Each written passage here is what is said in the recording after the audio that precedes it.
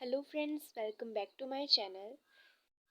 देखिए, आज का हमारा चर्चा का विषय रहेगा अंतर्राष्ट्रीय संबंध का विषय क्षेत्र।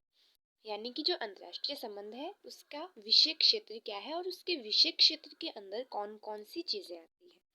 देखिए, पहले हमने बात की है कि अंतर्राष्ट्रीय संबंध का अर्थ क्या होता है, अंतर्राष्ट्रीय संबंध की परिभाषाएं क्या हैं, उसकी प्रकृति कैसी है, अंतर्राष्ट्रीय संबंध और अंतर्राष्ट्रीय राजनीति के बीच कौन कौन से अंतर हैं, कौन कौन सी समानताएं हैं।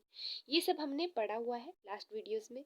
अगर आपने नहीं देखी है तो आप मेरे चैनल पे जाइए और वहाँ पे आप जो भी वीडियोस है उस पर आप देखिए, टॉपिक्स डाल के आपको दिख जाएगी वीडियोस। तो आप पहले उनको देखिए, फिर आप ये वाली वीडियो मेरी वॉच कीजिए ताकि आपको अच्छी तरह से सब कुछ समझ में आ जाए।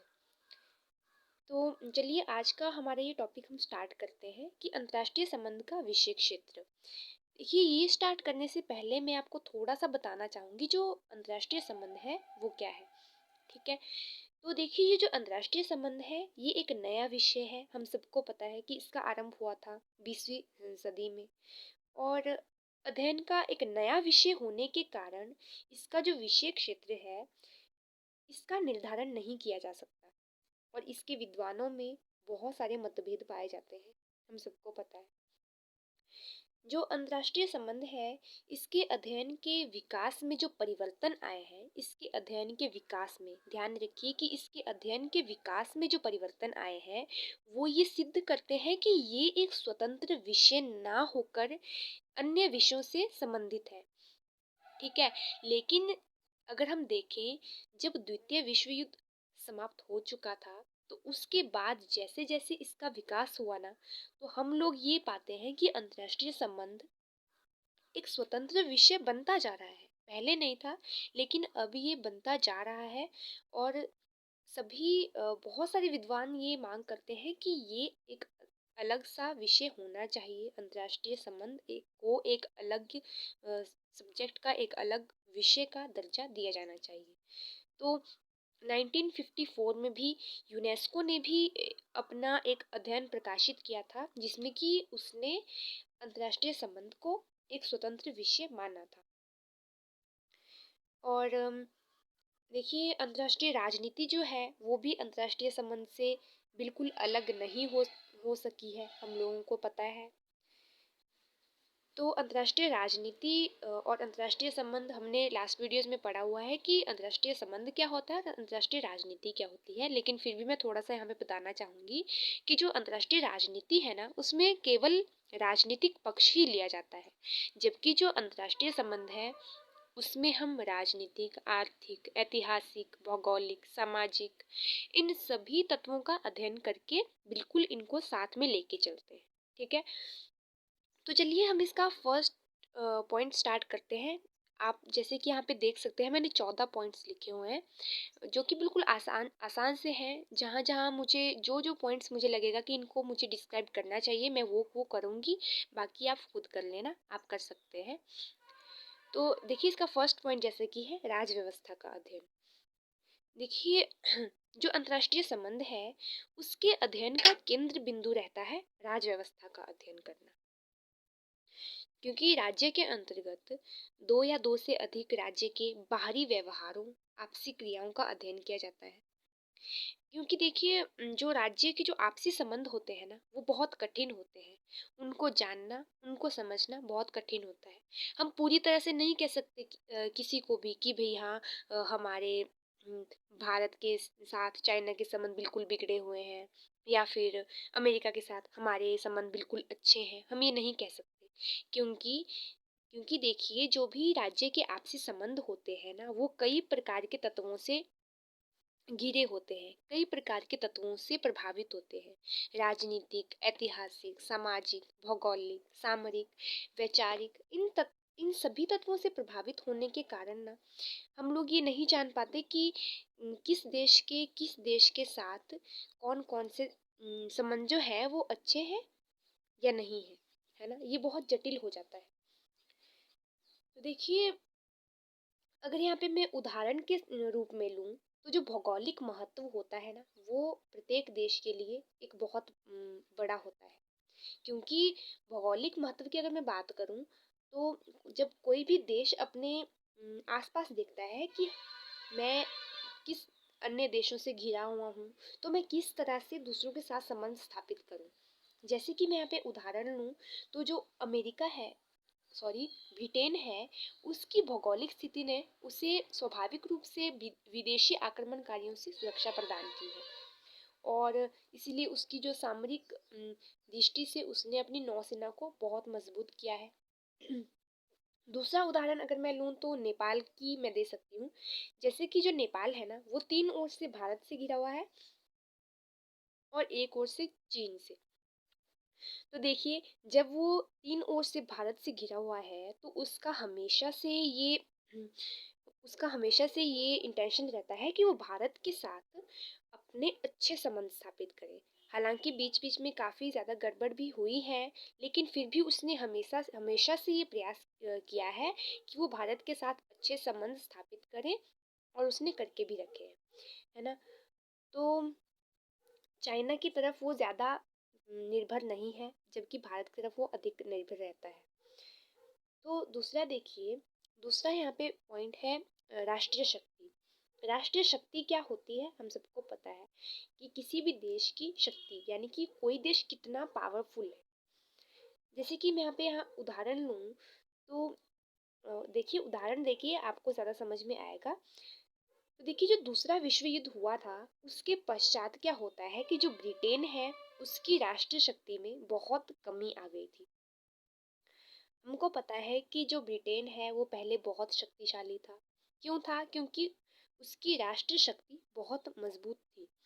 वो क्या करता था, उसने बहुत सारे देशों को अपना गुलाम बना के रखा था। और हमको पता है कि हमारे यहाँ भी ब्रिटेन ने लगभग 200 वर्षों तक उसने राज राज किया था, और 200 वर्ष कम नहीं होते हैं, है ना।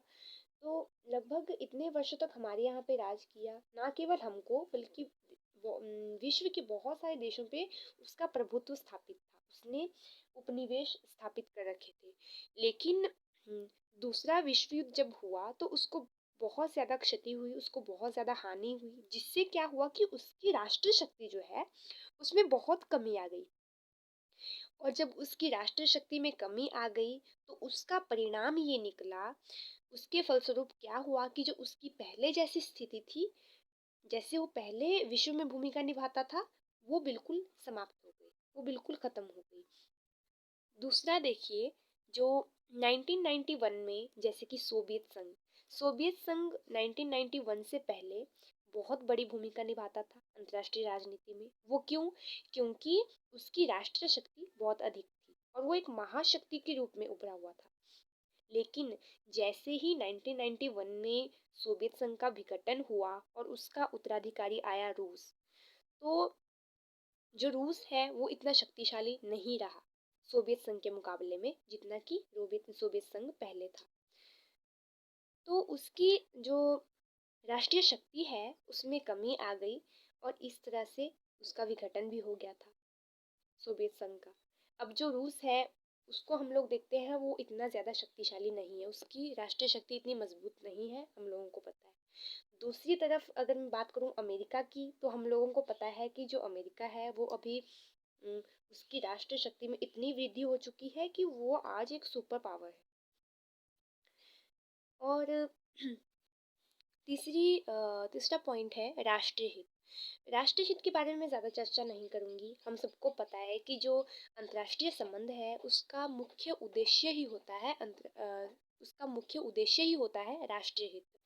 जब किसी देश का इंटरेस्ट होता है, जब किसी देश का हित होता है किसी चीज़ के लिए, तभी वो दूसरे देश के साथ संबंध स्थापित करता है, वरना उसको आवश्यकता नहीं है किसी के साथ संबंध स्थापित करने की, है ना। तो राष्ट्रीय हित बहुत बड़ी भूमिका निभाता है अंतर्राष्ट्रीय संबंध स्थापित करने में। दूसरा देखिए, विदेश नीति का अध्ययन।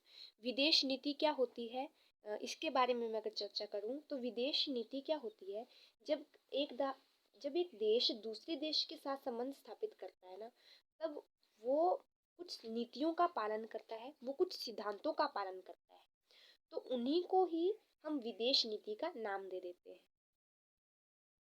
और हम अंतर्राष्ट्रीय संबंध के विषय क्षेत्र के अंतर्गत विदेश नीतियों का भी अध्ययन करते हैं। हम लोग देखते हैं कि इस देश की विदेश नीति कैसी है, दूसरे देश की विदेश नीति कैसी है। दूसरा देखिए, अंतर्राष्ट्रीय राजनीतिक संस्थाओं व संगठनों का अध्ययन। हमें पता है कि अंतर्राष्ट्रीय स्तर पर बहुत सारी राजनीतिक संस्थाएं हैं और बहुत सारे संगठन हैं। जैसे कि देखिए, सैनिक संगठनों की अगर मैं बात करूं तो नाटो, सीटो, सेंटो, एंजुस, वार्सा संधि, ये सब थी। लेकिन अभी वर्तमान समय में क्या है कि जब शीत युद्ध की समाप्ति हो चुकी थी, तो उस समय पे केवल नाटो को छोड़ दिया गया था और बाकी जो ये सैनिक संगठन है, सीटो, सेंटो वगैरह, ये सब समाप्त कर दिए गए थे, ये सब भंग कर दिए गए थे। आर्थिक संगठनों की अगर मैं बात करूं तो विश्व व्यापार संगठन हो गया, यूरोपियन संगठन हो गया, विश्व बैंक हो गया, अंतर्राष्ट्रीय मौद्रिक संस्था, तेल उत्पादक और निर्यातक देश ओपेक हो गए। तो ये सब संगठन आर्थिक संगठन है। सांस्कृतिक संगठन है यूनेस्को, फीफा, अंतर्राष्ट्रीय ओलंपिक संघ, अंतर्राष्ट्रीय श्रमिक संघ, विश्व स्वास्थ्य संगठन इत्यादि। ये सब सांस्कृतिक संगठन आ गए। राजनीतिक संगठनों की अगर मैं बात करूं तो गुटनिरपेक्ष आंदोलन, हमको पता है, अफ्रीकी देशों का समूह, एफ्रो एशियाई देशों का समूह, और प्रादेशिक संगठन जैसे कि अरब लीग, सार्क, आसियान, ये सब। तो यानी कि ये सब मैं यही बताने का प्रयत्न कर रही हूँ कि ये जो इतने सारे अंतर्राष्ट्रीय राजनीतिक संगठन है, प्रादेशिक संगठन है, आर्थिक संगठन है, इन सब का अध्ययन भी हम अंतर्राष्ट्रीय संबंध के अंतर्गत करते हैं। दूसरा देखिए, युद्ध और शांति की गतिविधियों का अध्ययन। अब देखिए, इसके बारे में तो मैं ज़्यादा बात नहीं करूँगी। हमको पता है जब प्राचीन काल में युद्ध होते थे तो उतने ज़्यादा विनाशकारी नहीं होते थे आज के मुकाबले में, क्योंकि अभी क्या है, वर्तमान समय में इतने सारे परमाणु शस्त्रों का आविष्कार हो चुका है और जो कि मानवीय सभ्यता के लिए समूल विनाश का खतरा बन गया है युद्ध। तो इन सब के कारण आज युद्ध की जो स्थिति है उससे निपटने के लिए बहुत सारे तरीके हम लोग अपनाते हैं, है ना, जैसे कि गुटनिरपेक्षता हो गई और भी कई चीज़ें। और हम लोग क्या करते हैं कि हम शांति स्थापित करने का प्रयास करते हैं। तो यानी कि अंतर्राष्ट्रीय संबंध का विषय क्षेत्र के अंतर्गत हम लोग युद्ध और शांति की गतिविधियों का भी अध्ययन करते हैं। दूसरा देखिए, आर्थिक उपकरणों का अध्ययन, यानी कि जो आर्थिक उपकरण है उनका भी हम लोग अध्ययन करते हैं। अंतर्राष्ट्रीय संबंध के अंतर्गत विभिन्न राष्ट्रों में विद्यमान अंतर्राष्ट्रीय संबंधों के आर्थिक उपकरणों का अध्ययन किया जाता है। वर्तमान समय में जो एक राष्ट्र है उसकी दूसरे राष्ट्र पर इतनी ज़्यादा आर्थिक निर्भरता हो गई है कि कोई भी राष्ट्र जो है आत्मनिर्भर नहीं हो सकता। यानी कि विश्व में कोई भी देश ऐसा नहीं बोल सकता कि वो बिल्कुल पूर्ण रूप से आत्मनिर्भर है। उसको कहीं ना कहीं दूसरे देश के साथ संबंध स्थापित करने ही पड़ते हैं।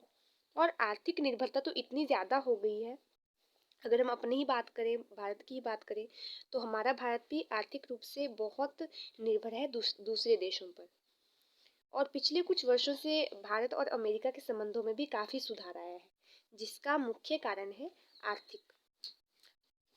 और आगे देखिए, गैर राजकीय कार्यकर्ता का अध्ययन, यानी कि जो गैर राजकीय कार्यकर्ता है वो क्या हो गए, वो आज के समय में है राष्ट्रपाल कंपनियां, बहुराष्ट्रीय कंपनियां, बहुराष्ट्रीय संगठन, गैर सरकारी, अर्ध सरकारी संगठन, है ना, जो कि अंतर्राष्ट्रीय राजनीति में एक बहुत बड़ी भूमिका निभा रहे हैं। और जैसे कि दूसरे विश्व युद्ध के पश्चात क्या हुआ था कि साम्यवादी गुट और पूंजीवादी जो गुट है उसमें पूरा विश्व बंट गया था। और इन दोनों गुटों की राजनीति ने क्या किया था कि पूरे विश्व की राजनीति को बहुत ज़्यादा प्रभावित किया था। और इसके अतिरिक्त नए स्वतंत्र राज्यों का समूह जैसे कि G20, G77, G15, G8, G4, अरब समुदाय, तेल उत्पादक देशों का समूह, यानी कि हम इन सब का अध्ययन भी करते हैं अंतर्राष्ट्रीय संबंध के अंतर्गत। दूसरा देखिए, अंतर्राष्ट्रीय विधि का अध्ययन, अंतर्राष्ट्रीय संबंधों के नियंत्रकों का अध्ययन, इन सब के बारे में हम लोग बाद में चर्चा करेंगे। आज हमने हमने 8 विषय क्षेत्र पढ़ लिए हैं। आगे के बारे में हम बाद में बात करेंगे। प्लीज़ मेरे चैनल को सब्सक्राइब कीजिए, मेरी वीडियो को लाइक कीजिए और शेयर कीजिए। Thank you.